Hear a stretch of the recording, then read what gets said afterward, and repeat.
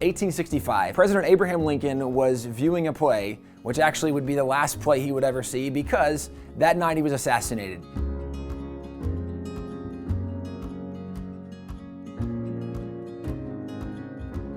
Several years later, in 1882, shortly before Mary Todd Lincoln died, she was interviewed, and in this interview, she recalled back to that day when she and her husband Abraham were at the play. Actually, she said they'd been talking much about what they wanted to do when his term as president was over, how they wanted to do a little traveling. Well, during the play, they began talking, having a good time, probably flirting a little bit, and Abraham leans over and he says that when he is done as president, he says the one thing he would really like to do is actually go over to Jerusalem and be able to see the footsteps of his Savior. He said Jerusalem was a place he wanted to go. She said as soon as he uttered those words, the shot was fired, the bullet went in the back of his head.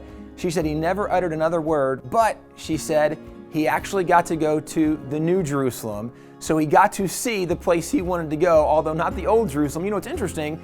Abraham Lincoln has been a conversation for years revolving his faith. Was he a Christian? Was he not a Christian? Well, there's certainly room for debate and actually a lot of controversy even in his life. From Gettysburg going forward, you definitely see a clear change from the faith he communicated, and that all of his speeches, his second inaugural address, there's definitely faith components to it. So even though there can be discussion and debates about was he, wasn't he, what was it really like, one thing that is not debated is that Mary Todd Lincoln in this interview said that his last words was he wanted to see the footsteps of the Savior.